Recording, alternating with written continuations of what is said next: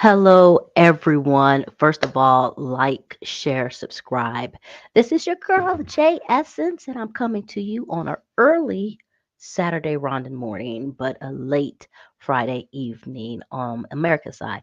And I'm coming to you just to talk about one thing and one thing in particular, and that is the emergence of the Literacy Center that we are planning on doing in Gashora. Yes, so basically, let me put it out there so you have it in the first 35 seconds. We're building a literacy center. And I am coming and soliciting and asking and hoping that if you have something, you give that something so we can build and reach our goal of 7,000 USD. 7,000 USD will get our literacy center built, bought, completed, and put in this kind of rural area which the farm is at, and then be able to open up this facility for the community, for kids, for adults to come and be engrossed with books, have literacy at their fingertips, but also be able to encourage of a bilingual education when it comes to reading, writing, and speaking. Also dealing with foundational math, sciences, and different things like that. So we are building a literacy center, and we're going to talk a little bit more about that. But it does need us to help. And so for anybody and everybody who's saying, yes, we're going to be part of the solution. Yes, we're going to do this. Yes, I have a little bit of something and I'm going to give to it. Just immensely thank you. And thank you for sharing this. There will be more videos, there will be more updates. But I wanted to put the ask out there immediately. So let's talk about what we're doing. And I'm going to talk about it in different aspects. Number one, for those who know, I am living in Rwanda. Don't know why you're following, but I am living in Rwanda. I am loving in Rwanda. I am doing so much. And in my journey, I have gone the route of entrepreneurship. And so I am actually part of a couple of different activities, but the major one is Hatama Farms. Hatama Farms is a farm that's all about rabbits. And we focus on rabbit breeding, building, um, meats. We focus on the urine and the manure because there's so much good to it. And so we really focus around a farm that is rabbitry. That's just rabbitry. We do all things rabbit, everything rabbit. It's all about rabbits. And so this farm and this journey that has been about a year and a half now, God, yeah, almost a year and a half journey, has now moved us into Gashore. So Gashora is about 90 minutes outside of Kigali. And when you talk about like kind of different levels of living, Gashora is pretty much on your most rural. It's pretty much village. And the village area is pretty much a lot of agriculture and a lot of fishing. And so our farm is right across, right on this beautiful lake that I can never say the name right. And on this lake, we do have a lot of village support and kids. And so the story is, as soon as we got out there, one of the things that you kind of always hear kids say, especially being Western, give me money, give me money. And sometimes when you go a little bit deeper, that's the only English that they know. But when we go back to, they're always there and alert. And so they're watching you and attentive. And so in our travels out there, in the beginning, to me, I felt like, I was foreigner because I was new, but I've been there now for like this year and a half. And so the kids kind of, I would say, know of me because there is such a language barrier. You have to remember that. And then there has been times that we have chosen to do community things. Like there's time that we came out there and read, and I'm going to talk about that before. We've read books out there.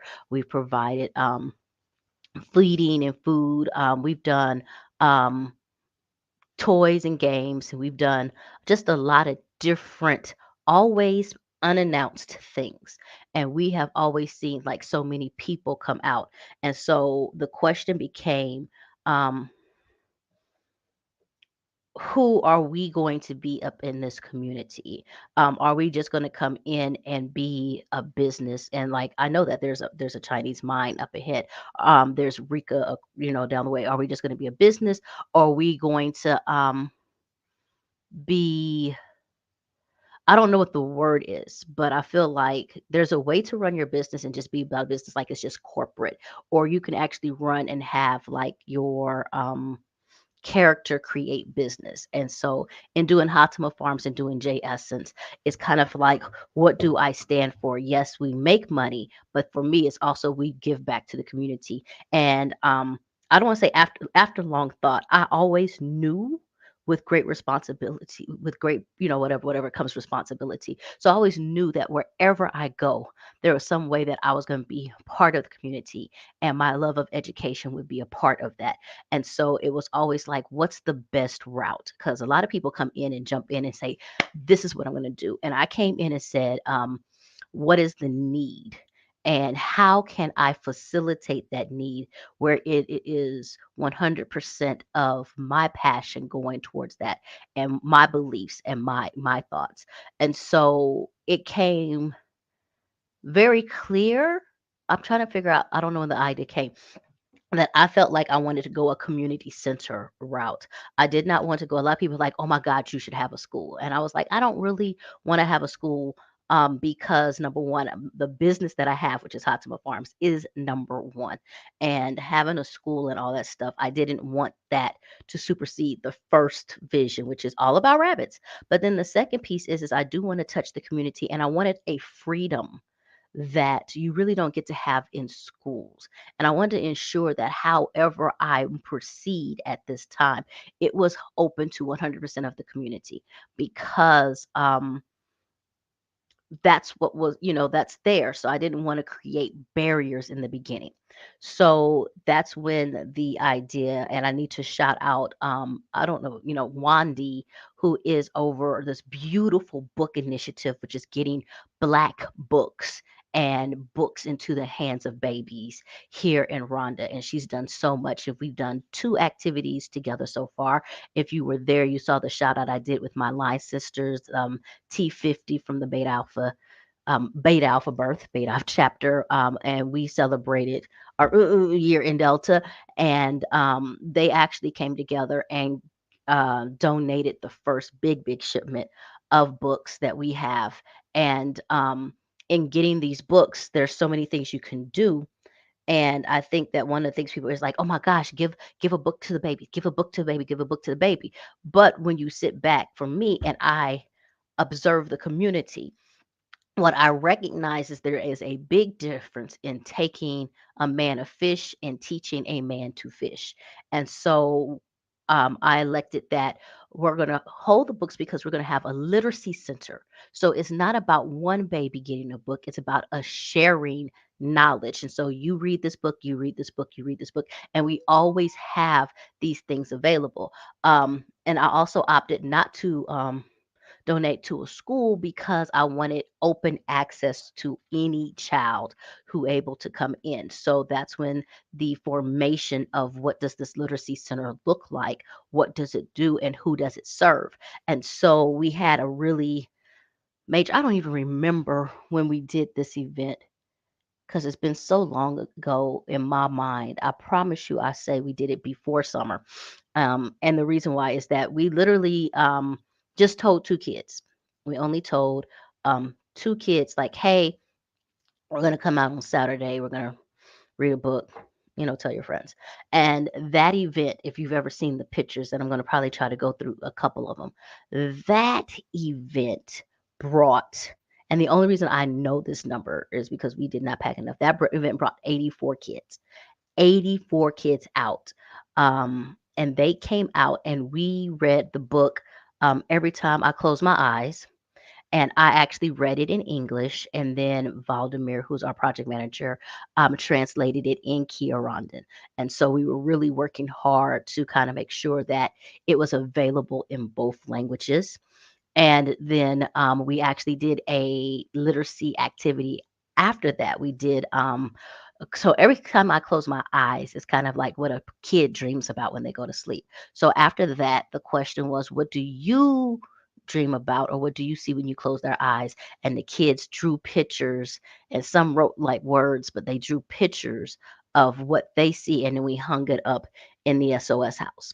And so from after that activity, we had small meals for everybody who participated. And that's how I know it's 84, because I was like, oh, maybe 30 kids will come out, 40. And my staff was like, we're going to make more. And we actually had just enough food for everybody who participated in the activity, because what happened is like an hour later there was another surge of kids that came, but we had officially finished at that time, so we were kind of like no.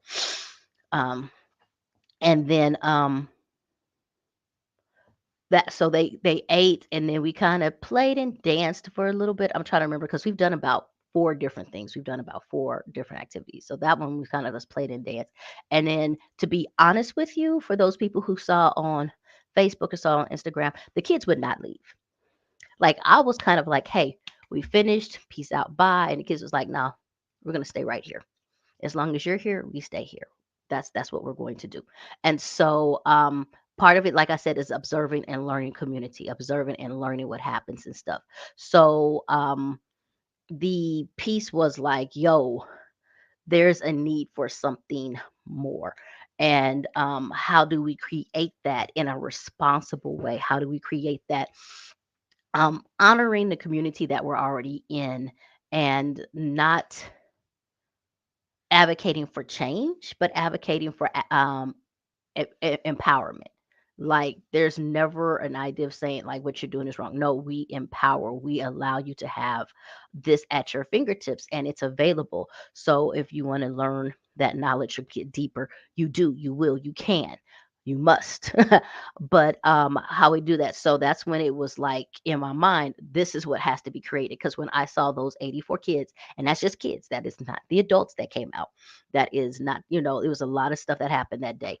How do we create something that first, now we're going deep. Now, first, um, they give me money is not really the necessity, is, or it's like, give me knowledge, give me book, like. And that's the other thing, the give me money is not, oh, they're just asking for money. No, it's the English that they know. Like, I've been around now, sometimes like they only learn a couple of English phrases, because I've literally asked. I remember that's another time that I was like, no, I will not give you money. What do you want? And then they came and they like, give me bread. And I was like, yo, I can help you with that one. And so like that was about 10 kids. Like, we gave up our lunch and gave that to them. So the key thing is like, um going back to, where can we give provide. I don't want to say give, because it's like, but how do we provide something that will nourish them for a lifetime and not just for a moment? And that's where it was like the literacy center. And so we've paused on some of our community giving because mhm, yeah, that lipstick was killing me. We paused on some of our community giving because we wanted to give smart. And so we started kind of putting funds and putting stuff together. So how do we do big and not just little things? We also wanted to make sure that, one, we kind of look like we're busy ingratiating ourselves more so into the community. So it's not just the Muzungu that comes out. It's not just the strangers that just come out. Number three, we had to do some education also around the rabbits and what we're doing. And so you will see kids come up, and we kind of talk to them about the rabbits, and they, whatever, like that kind of, those pieces. So the biggest problem for me is the language barrier. The biggest problem for me is the language barrier. So now we've talked to the community leaders, and we were like, hey, this is what we want to do. And they were like, yo, if it helps the community, do it. And so now we're out trying to make it happen, and that is the building of the literacy center, the Treasure Chest Literacy Center. Yes, find a need and lift it. And so the goal of the literacy center is, I don't know if the goal is to provide literacy. The goal is a community safe haven where you could enhance and empower yourself. Period, point blank. And so part of the things that I've seen that's needed is, number one, not everybody has education right there at their fingertips. So we want to make sure that we have these academic activities that are at everybody's fingertips. It doesn't matter where you are. If you want to come out, you can come out. So the other piece of it is wanting to also provide um, like your preschool age kids with the exposure of literacy. And so one of the things that I do plan in the mock schedule that I'm trying to create is like, okay, we have story time hour where the little kids come out just for an hour because we have to understand, and I'm going to tell you that piece in a letter. You have to understand the daily life and needs. Our kids are doing things, so we can't do so much activity that we take away from family life. We want to be part of lives. We don't want to, you know, mess up that. So we do want to create like this literacy hour, like story time hour. Little kids can come out, just listen to the hour, go back in and everything else. Like, so that's during lunchtime. Then we'll turn around and have our homework help hour where kiddos can come in and get help with their homework or enhancement activities or different things like that. And then we also have adult literacy hour, and that's like the last hour of the day before the sun really goes down. So adults can come into a safe place and practice their literacy, whether it's in English or Kinyarwanda. So we also need like a bilingual teacher or educator that we're looking at providing. Then we also have like certain activities, like we'll have a science Saturday or different things. And so how can we provide the this tidbit of education where it's really available because resources is a major issue out here. And so in building the literacy center, I was like having to be smart. So one we actually plan on having a really, really big porch area that's conducive to the area, conducive to the needs, and can actually have more bodies. And so, in this porch, you can actually have meetings out on the porch if necessary, or you could do small group circles. We also have like the entrance come in, and then you have two reading areas or two reading nooks where independent reading is encouraged and trying to get a lot more picture books. We do have some books in Kinyarwanda, but we will be picking up more. And the issue there is, and we kind of come into this, the issue is I can get English books donated. I can do that. The Kinyarwanda books, not so much. So those are actually like full price purchases. And so being able to kind of like juggle all of that and get those things out and then start, and that's what we're doing now, is building the word about what's happening. Um, the other piece of it is the inside. So I don't know if you can tell, and I can't do it, like walls. And I've noticed this even in the schools, like the walls are kind of like a concrete base. And so when you're an educator, it doesn't hold well with like your tape and all that other stuff. So how do we turn around and create this literacy center visually for what it needs to be? So that's another thing, is like we have to put together the paint and the talent because we are painting the walls with purpose. And so, like, we have a high frequency word wall that goes up to like 6 levels already planned it out so kids can practice their words at high frequency, like each 100 words from each level. And when you go up, you're going up in words. And then we have it a high frequency word wall.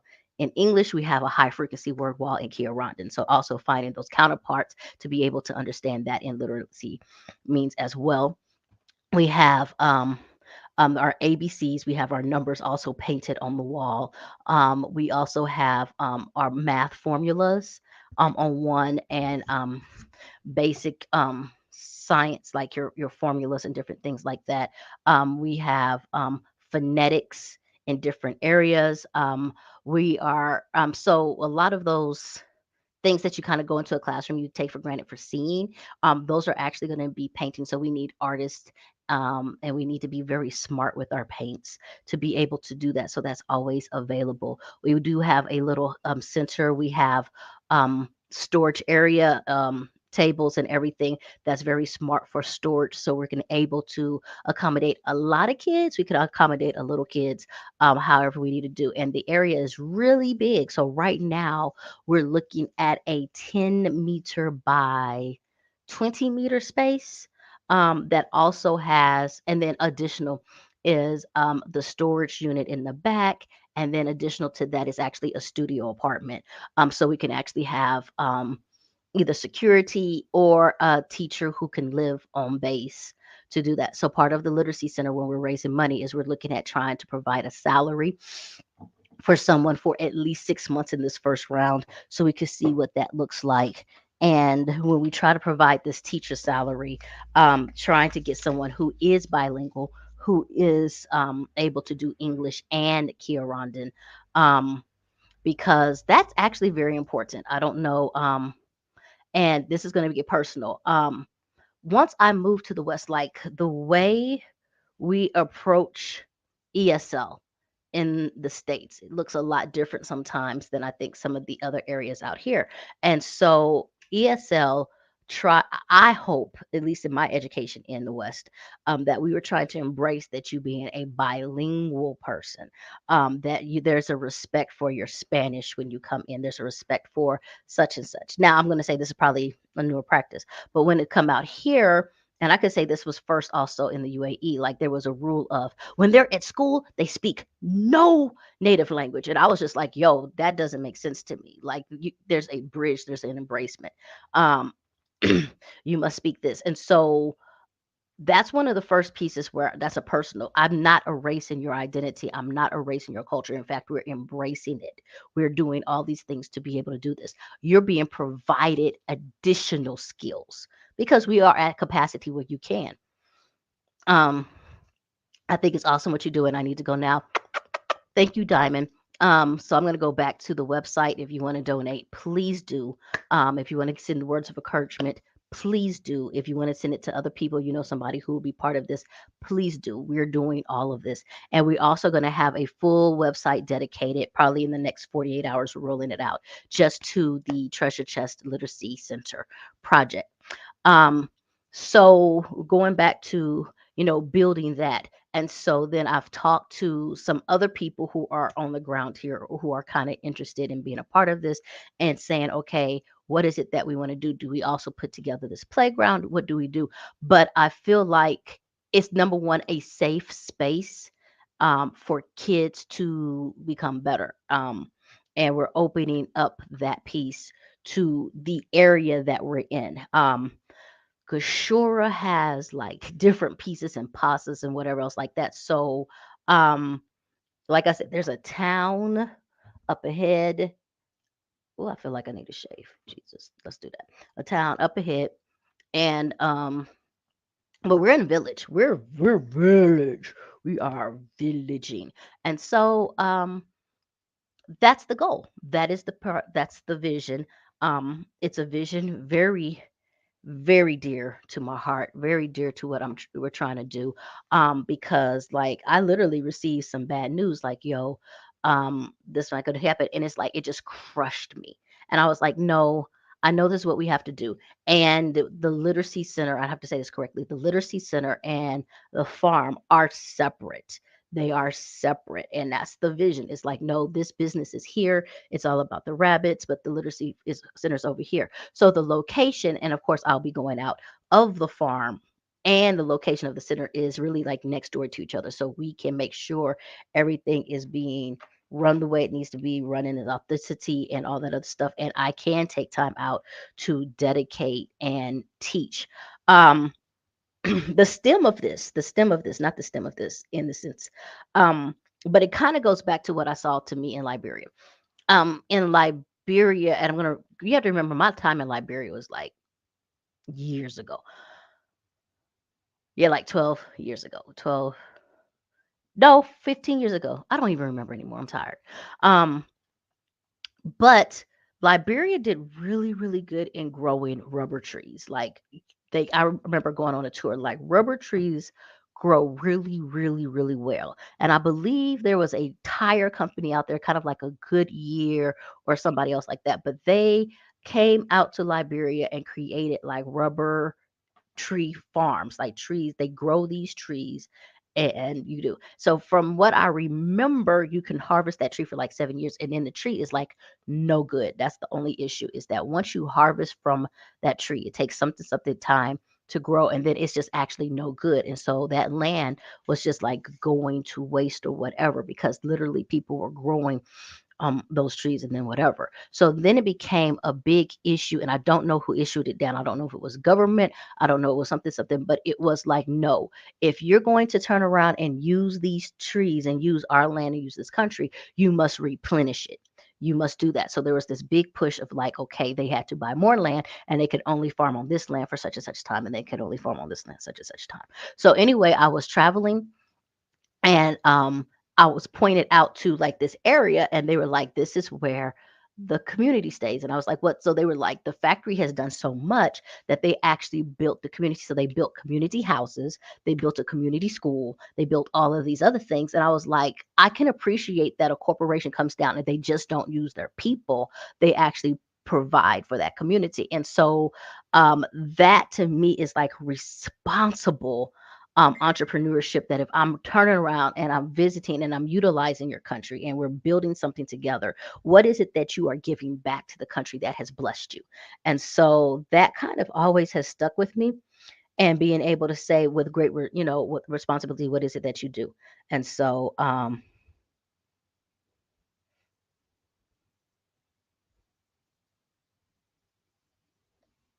okay, what is it that you do? And so I think that's a very small frame. A lot of people look at me and they be like, "What are you doing, J Essence?" Okay, J Essence sh- pocket.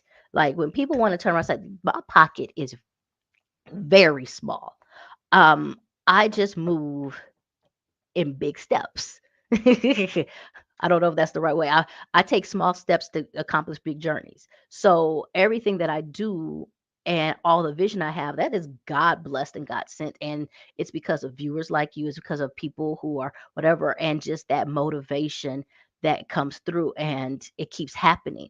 I'm not gonna lie, on Facebook today, I just said, pray for me, y'all. I was out of it. I was done. And to have like 64 comments within 12 hours of people just praying, that's it, like no questions asked. Um, really did something. And it kind of like, I don't want to say hurt myself because I'm always like, oh, there's people out there who need more than you. There's people out there that's suffering. How dare you be selfish to ask? But I needed that ask. I needed that prayer. I needed that because it was just exhausting. Is absolutely exhausting. So the work that you see being done is being done because it's my character and it's who I am. But I am in no means to be able to be like just throwing stuff out there. That is not the way it is. And I've talked to my homegirl. I think y'all met, swap when we did it. And I was like, can God please give money to the people who will do right by his word with it? Like, why is it that people who will do right by his word have the hardest time gaining capital? Why is it that people who are conflicted by this and this and who are always following the rules have the hardest time with capital? But you got cryptocurrency, you got such and such, you got such and such out there, and they're throwing money or doing this, or I'll just give you $10,000. Dude, we're asking for seven. $7,000 changes lives for the future generation. And somebody's got 10 G's on a purse, dude, chill. Um, and so coming out here and having to make this ask is, it's hard, it's excruciating, it's such and such. And yes, I wish I was an options trader. Let me just put it out there so I could just turn around and make this and bank this and be able to be like, you know what, here's the money for that. I wish that I had the skill set or knowledge who was an investor in your Ubers or whatever else like that to be able to do this now. There are so many lessons I have in the long run that I understand, but it doesn't matter because right now is right now. And so the one thing that I am blessed with, and the one thing I have the courtesy of having is audience. So I have to be able to turn around and ask. This is not something for me, it's something for us. And there's not about a promise of I'll get you a t-shirt, I'll get you this. No, but I could tell you right now, there's going to be a child who's immensely grateful because you have just changed the trajectory of their future. Whether they choose to be a farmer or not, the skill set that they have to order to gain information is going to be stronger, better, get it, because they do it. That is why they said literacy is one of the most influential pieces in turning economies around, because once you give people the skill set, they're able to do more, they're able to build more, they're able to think in business a different way. Literacy is one of the number one ways to impact a country, community, an area, economy. It is literacy. And that is literally what we're doing. We're not building a school that we can only accommodate some people. We're trying to accommodate all people in a space. So let me go real quick to Hatima Farm so I can show you exactly where you can go and donate. It's very, very easy. This lipstick, y'all, is kicking me. Like I put too much right here. Let me just be an old lady, okay? It's not on my teeth. All right. So we're coming here. Oh, I know which computer I am. And heading our way. Oh my goodness. I can't believe I did that. Sorry, y'all. That was like so embarrassing. Hatima Farms. So I can do this with you. RW.com. Hatima Farms, RW.com. And so this is actually us, and this is what we do and meeting the team. So thank you. This is who we are. And then you come over here to community outreach. So we're actually doing two activities. I want to focus only today on, yeah, this is like my favorite picture ever of some of the stuff that we've done. I don't even remember who caught it, but I'm going to tell you one reason I love this picture is just the looks on the faces, y'all. It's just the look, and to have that light right there, like I remember that. I'm never gonna forget that. And we had so much fun. And this was the day that I told you that we actually read the stories. You could kind of see the pictures in the background, and our SOS house could not accommodate everybody at all, which is another reason why if we do something like this again, the safe thing, the reasonable thing is we need to have a bigger area. And I needed to have an area not that's not the farm because we need to keep the farm about farming. So that's why we have an area next to the farm so the kids can be there and it's comfortable and we're not worried about, are they in the way of rabbit food? Are they in the way of our day to day business? Are they in the way of the food that we're growing and all that other stuff? We need to give them their own space where they can 100% just be there and we can have the space to do. This is when I closed my eyes when we actually read the story and the kids were gotten to look at the pictures and we were passing out things. So we actually have two activities. We have the Holiday Hope Fest, which not worried about. That's something that we do. That's the community project because we haven't been out there in so long to me do the community. But this is the Literacy Center where it's going to say learn more.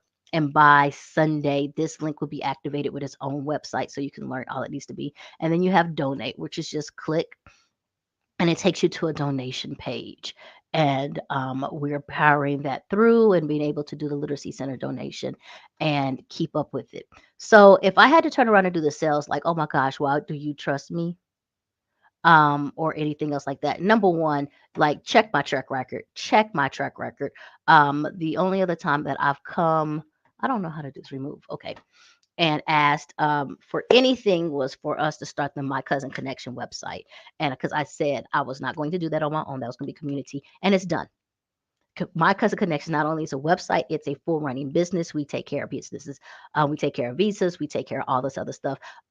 We did that, so that was seed money that got started, and that has been fulfilled and taken care of. The farm, dude, if I threw out the budget sheets right now, the farm is a grueling task. It's a taxing task and it's done. It's done. What I do gets done. What I do gets done. What I do gets done. And if I cannot accomplish something, I let you know and give people their money back. Uh, so this is an ask. And once again, you can email me if you have questions. I'm willing to answer and talk about them. But right now, we are focused in on the next 2 months, 60 days on raising the money that needs to happen in order to pursue this. The Literacy Center is real. It is time for us to build. It is time to create opportunity. And that is what we're doing. I thank everybody, but I for coming out. I thank everybody for listening. I thank everybody for believing. I thank you for the prayers. I thank you for all of these things. The road is tough. When it going gets tough, the tough gets going. I'm really got to play that like old school song, but it is what it is, and I don't want to say it in a negative way. Thank you, God, for giving me the vision, the light. Thank you for ensuring that when I'm down, There's moments to get me back up, to get me back on the journey. Thank you, God, for letting me see the vision of what's possible. And I thank you now, God, for letting me know what the victory feels like. Period, point blank. I thank you, God, now for giving me the victory, not even giving me the victory, allowing me to know what the victory looks like. I thank you now that in 1 year, I will be talking about what was because we are in what is now. Period, point blank. And I know it's going to happen. So thank you, thank you, thank you. We are going to start pushing out the ask. You go back to the website to see it.